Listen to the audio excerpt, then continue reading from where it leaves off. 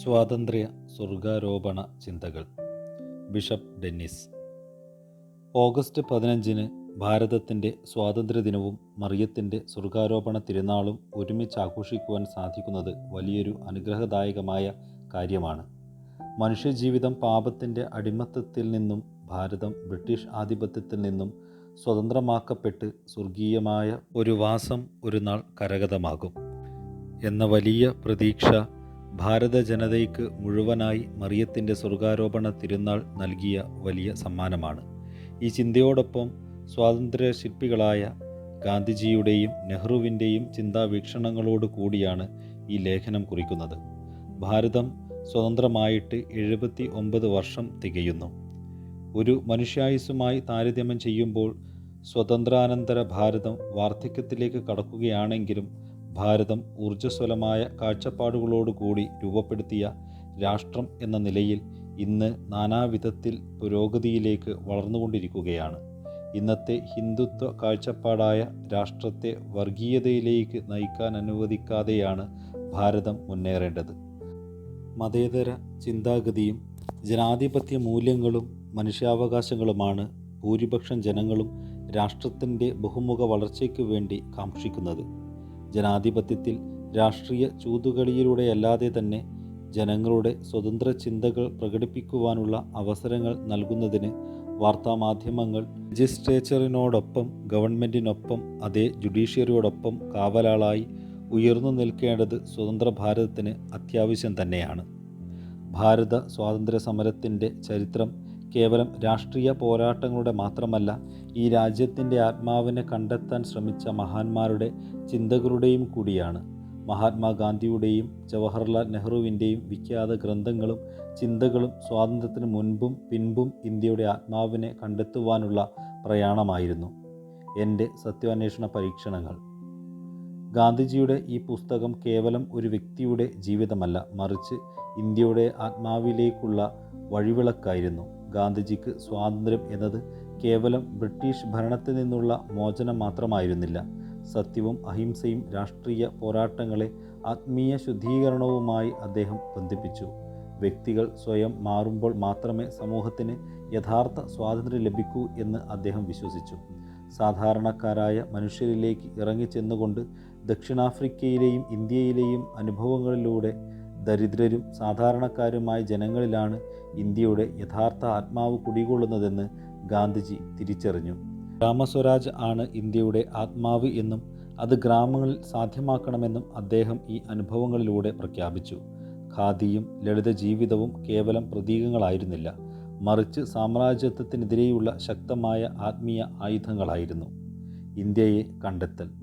അഹമ്മദ് നഗർ കോട്ടയിലെ ജയിൽവാസത്തിനിടെയാണ് ജവഹർലാൽ നെഹ്റു ഇന്ത്യയെ കണ്ടെത്തൽ എന്ന മഹത്തായ ഗ്രന്ഥം രചിക്കുന്നത്. ഗാന്ധിജി ആത്മീയതയിലൂടെയും ഗ്രാമീണതയിലൂടെയുമാണ് ഇന്ത്യയെ കണ്ടതെങ്കിൽ നെഹ്റു ചരിത്രത്തിലൂടെയും സംസ്കാരത്തിലൂടെയുമാണ് ഇന്ത്യയുടെ ആത്മാവിനെ തിരഞ്ഞത്. വൈവിധ്യത്തിലെ ഏകത്വം.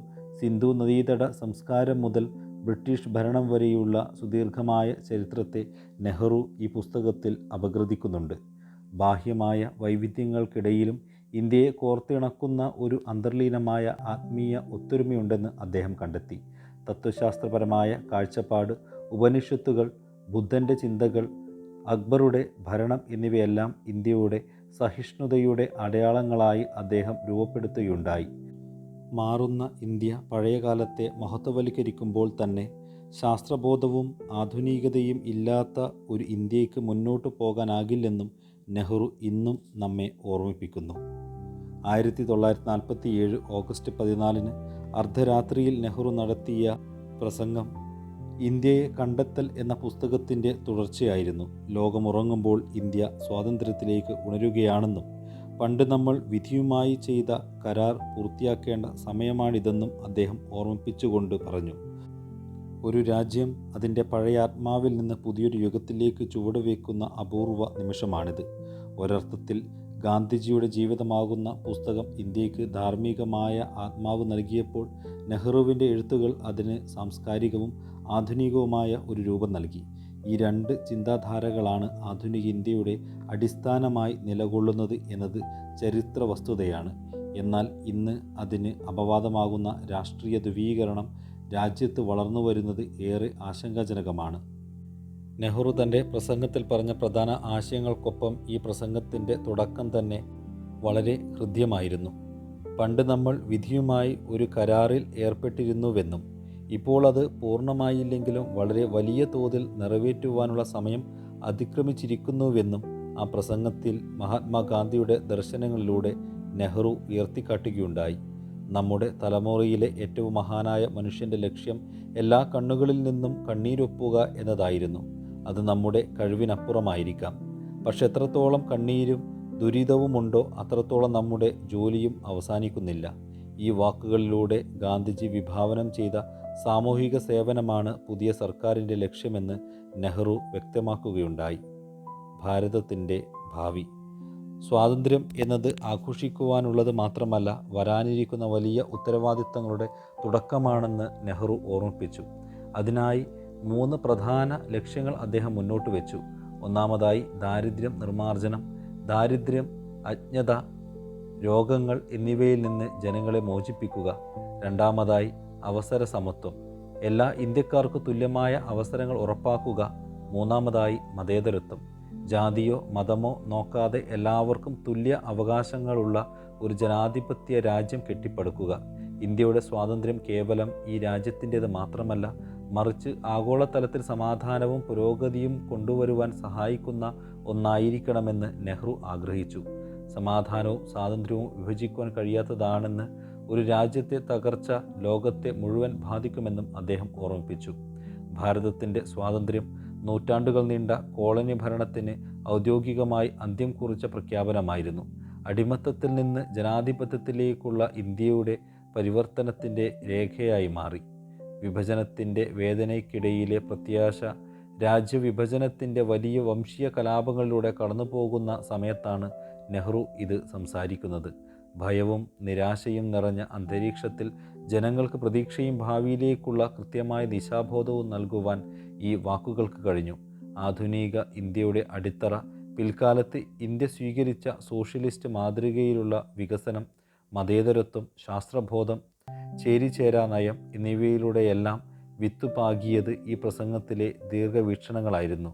ചുരുക്കത്തിൽ ആ പ്രസംഗം കേവലം ഒരു രാഷ്ട്രീയ പ്രസംഗമായിരുന്നില്ല, മറിച്ച് പിച്ചവെച്ച് തുടങ്ങുന്ന ഒരു വലിയ ജനാധിപത്യ രാജ്യത്തിന് അതിൻ്റെ ലക്ഷ്യങ്ങളെയും സ്വപ്നങ്ങളെയും കുറിച്ച് നൽകിയ ഒരു മഹത്തായ പ്രതിജ്ഞയായിരുന്നു. 79 വർഷങ്ങൾക്ക് മുൻപ് സ്വാതന്ത്ര്യം പ്രാപിച്ച ഒരു രാഷ്ട്രത്തിൽ സാമൂഹിക, സാമ്പത്തിക, രാഷ്ട്രീയ, ആത്മീയ സ്വാതന്ത്ര്യത്തിൻ്റെ വിശാലമായ കാഴ്ചപ്പാടുകളിൽ രാജ്യം വളരുന്നുണ്ടോ എന്നുകൂടി വിശകലനം ചെയ്യുവാനും വിലമതിക്കുന്നതിനുമുള്ള അവസരം കൂടിയാണ് ഓരോ സ്വാതന്ത്ര്യദിനാഘോഷവും.